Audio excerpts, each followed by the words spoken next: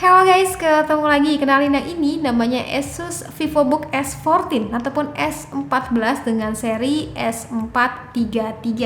Jadi dia laptop teranyar untuk seri VivoBook dari Asus. Dan kayaknya kalau misalkan seri VivoBook itu emang jodohnya buat kalian para kaum milenial, para kaum muda yang aktif dan juga energik. Dan by the way, infonya S14 ini adalah seri tertinggi ya untuk di jajaran VivoBook. Jadi penasaran kayak gimana? Sebelum itu like videonya dan subscribe channel ya.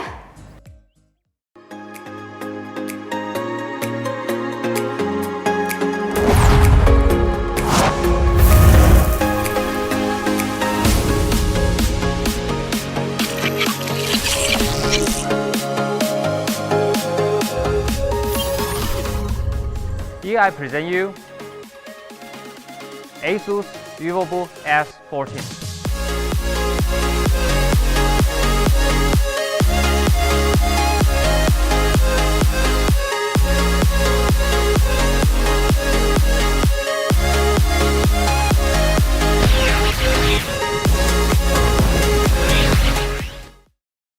Ngomongin desainnya, VivoBook hadir dengan ukuran yang compact abis. Ketebalannya itu sekitar 15,9 mm dan untuk bobotnya itu hanya 1,4 kg.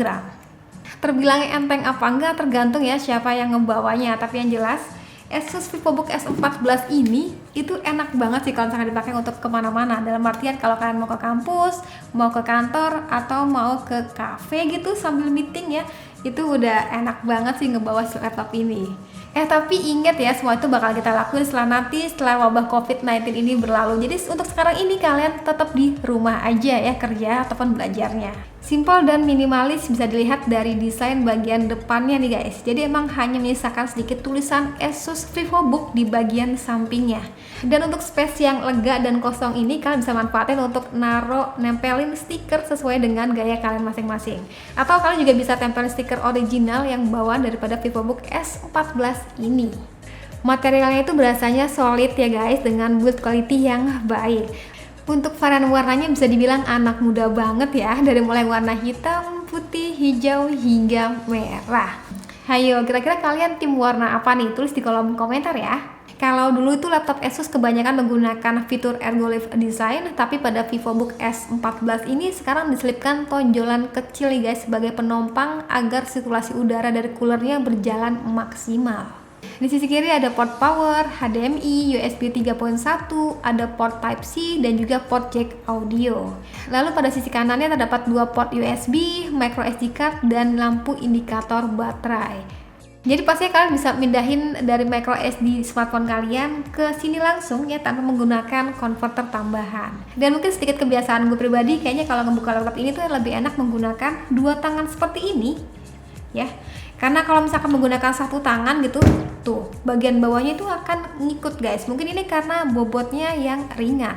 Balik ke bagian layarnya, seperti notebook Asus lainnya nih guys, pastinya sudah menggunakan Nano Edge display yang buat bezelnya itu lebih tipis dibandingkan dengan laptop 14 inch lain pada umumnya. Punya resolusi Full HD dan juga sudah mendukung sRGB 100% yang menurut gue sih nyaman banget ya kalau dipakai untuk konten kreator kayak gue. Pada bagian keyboardnya itu sudah dilengkapi dengan LED backlight berwarna putih yang bisa diatur hingga 3 kali untuk tingkat kecerahannya. Dan ini bakal membantu banget sebagai teman-teman yang mau menggunakan laptop ini di kondisi yang minim cahaya. By the way, rasa saat ngetik di laptop ini tuh nyaman. Semua tombol ada pada satu frame termasuk tombol power. Lalu ada list hijau gitu khusus pada tombol enternya nih. Cuma memang gue pribadi suka salah pencet nih, maksud hati mau nekan tombol navigasi, kepencet tombol FN. Ya sebenarnya ini sih disesuaikan aja sih dengan kebiasaan kita masing-masing.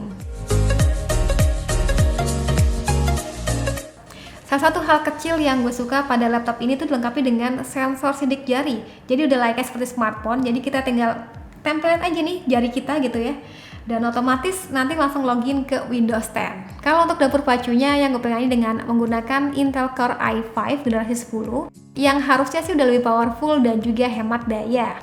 Untuk harga resminya sendiri yaitu di angka 14 juta nih guys. Atau teman-teman juga bisa beli seri i7 dengan harga itu 16 jutaan. Laptop ini juga sudah menggunakan PCI SSD yang pastinya jenis SSD tercepat saat ini. Selain lebih cepat, juga ukurannya juga kecil ya guys, yang nggak mengorbankan ruang pada notebook ini. Dan juga dilengkapi dengan Optane memori 32GB dari Intel yang fungsinya itu sebagai cache memori tambahan. Jadi kinerja storage SSD-nya semakin lebih ngebut lagi nih.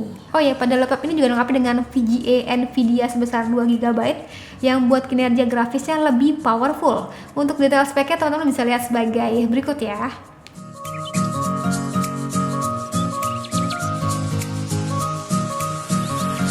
Jadi kalau untuk performanya sendiri udah nge-support banget ya untuk keseharian ala gue. Dari mulai ngetik skrip, ngedit video itu udah berasanya nyaman. Karena memang gue pribadi kan kalau misalkan ngedit video itu nggak terlalu banyak efek, jadi berasanya so far so good ya. Dan mungkin sedikit menambahkan, jadi kemarin tuh gue pakai untuk ngedit video kurang lebih sekitar 14 menit, atau katakanlah file output itu sekitar 2GB. Itu waktu rendernya kurang lebih membutuhkan waktu sekitar 16 menit nih guys. Dan by the way, ada hal yang gue suka juga pada laptop compact dan mungil ini nih guys. Jadi untuk kualitas suara yang dihasilkan itu berasanya asik. Kenapa?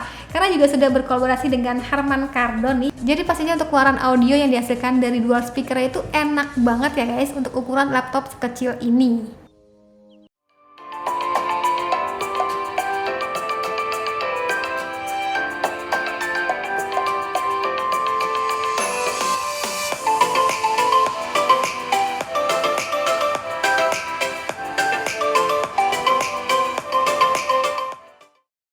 Punya baterai itu 50 watt hours disandingkan dengan Intel generasi ke-10. Hasilnya itu so far irit ya. Dipakai untuk ngetik skrip sambil streaming musik selama 1 jam, itu daya tahan baterainya berkurang sekitar 20%-an. Dan sebenarnya bakal beda cerita sih durasi daripada daya tahan baterainya. Tergantung kalian itu gunain laptop ini untuk apa. Ya udah, jadi kesimpulan akhirnya Asus VivoBook S14 ini cocoknya bagi teman-teman yang nyari laptop dengan ukuran yang compact, minimalis, dan juga powerful ya untuk di kelasnya. Jadi cocok banget bagi kalian para kaula muda, para kaum milenial yang aktif ya dan juga energik yang kemana-mana harus bawa laptop. Tapi pastiin setelah COVID-19 ini berlalu ya. Atau bisa juga bagi teman-teman yang mau memulai berkreasi, entah itu untuk edit video ataupun untuk desain grafis. Itu udah harusnya nyaman banget menggunakan Asus VivoBook S14 ini. Ya udah, terima kasih sudah menonton sampai akhir video. Jangan lupa like videonya, jangan lupa juga subscribe juga channelnya, dan sampai ketemu lagi di video selanjutnya. Komentar di bawah deh tentang Asus VivoBook ini menurut kalian kayak gimana. Sekian dari gue lagi dan satu yang bilang, see you, bye-bye.